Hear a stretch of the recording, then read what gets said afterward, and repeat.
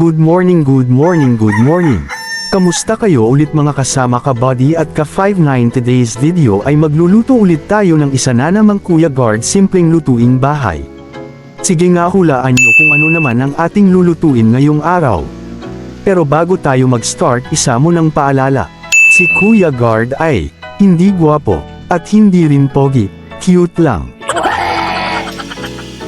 Alright mga kasama, ngayon ay hiwain na natin ang ating mga gulay.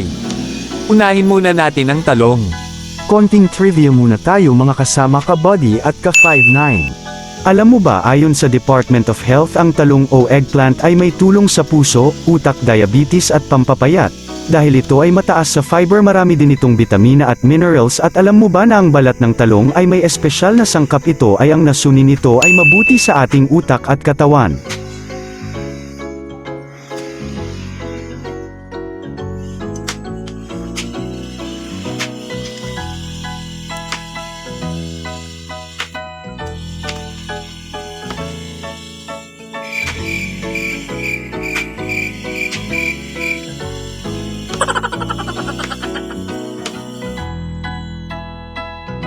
Next naman nating hiwain ang ating ampalaya.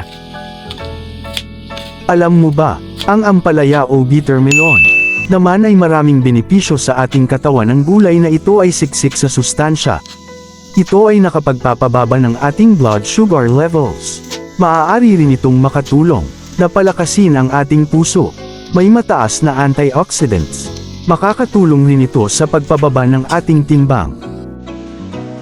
Tapos ay alisin natin ang mga buto nito. Tanggalin natin ito gamit ang kutsara.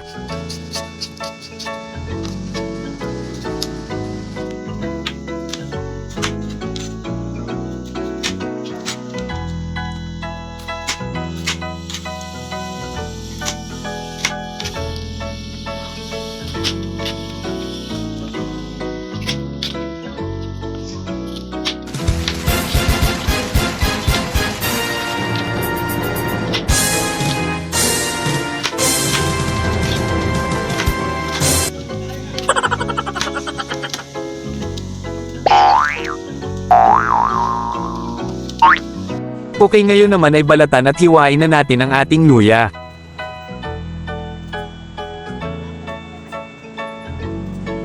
Alam mo ba na ang luya o ginger ay nagbibigay ng lunas at ginhawa sapagkat ito ay ang nag-aalis ng kirot.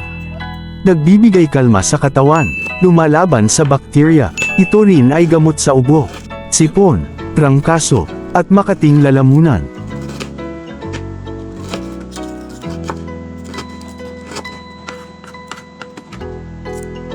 At sunod naman natin balatan at hiwain ang ating sibuyas.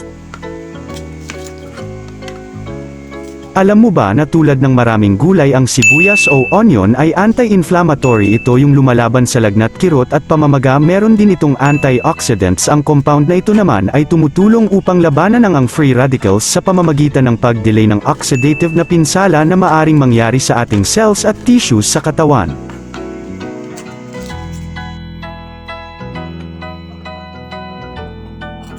Alam mo ba mga kasama ka Buddy at ka 59, ang bawang o garlic ay isa sa mga natural remedy para palakasin ang ating immune system. Ito ay makikita sa active compound ng bawang. Ito ay ang allicin. Ang allicin ay mabisang pagpatay ng mga mikrobyo na nagbibigay ng sakit tulad ng sipon, ubo at trangkaso at sakit ng lalamunan. Alright, nandito na tayo at handa na ang ating mga rekado na gagamitin. Tapalagay ko ay nahulaan nyo na ang ating simpleng lutuing bahay ngayon araw. Kung ang hula nyo ay paksiw na bangus ay tama ang inyong sagot. Paksiw na bangus ala Kuya Guard ang ating simpleng lutuing bahay ngayon araw. Halika na at umpisahan na natin ang ating pagluluto. Una ay nagpainit na tayo ng kawali. Tapos nito ay ilagay na natin ang ating bangus. Kung mapapansin nyo ay may 3 ulo ang ating islang bangus sapagkat ito ay binili natin sa palengke ng hiwa na, at kayo na ang bahala na pumili kung anong bahagi ng isda ang inyong bibilhin.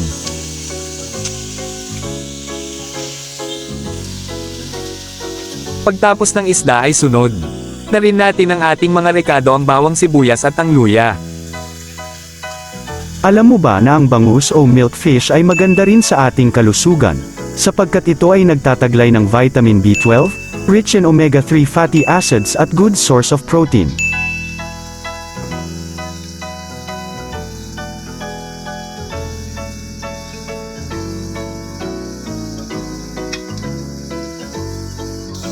Sunod naman ay lagyan natin ito ng suka. Depende sa inyo kung gaano karami ang suka na inyong ilalagay.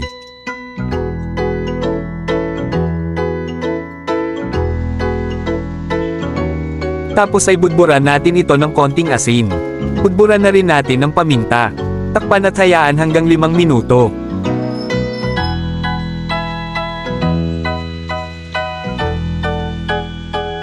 A few moments later. Okay, after 5 minutes, isunod na natin ilagay ang ating healthy na mga gulay. Ang talong, at ang ampalaya. Oh my God! Wow! Takpan muna sandali, at sunod ay ilagay na natin ang ating magic sarap.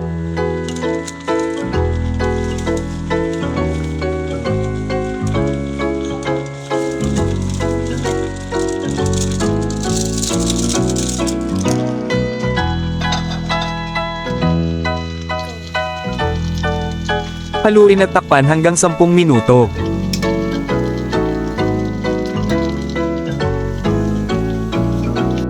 Wow, alright. Pagtapos ng 10 minuto ay lagyan natin ito ng konting mantika para mas sumarap pa ang ating paksiw na bangus. At takpan muna natin ng hanggang 5 minuto.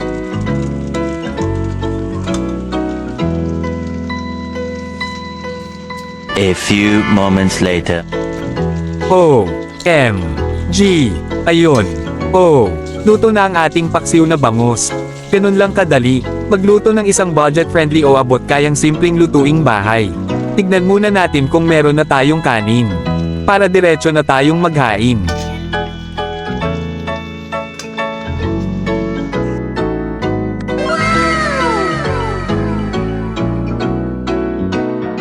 A few moments later.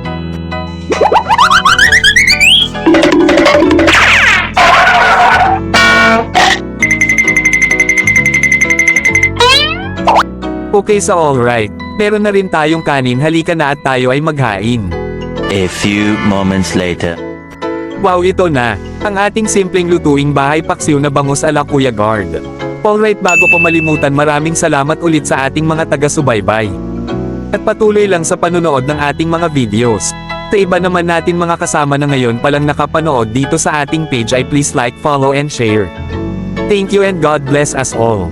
Stay safe, always.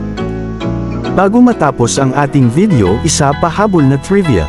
Alam mo ba na ang lutong paksiw ay nagsimula noong ang mga Spanish at Chinese ay dumating dito sa Pilipinas at ibinahagi ang kanilang mga ingredients sa ating mga ninuno.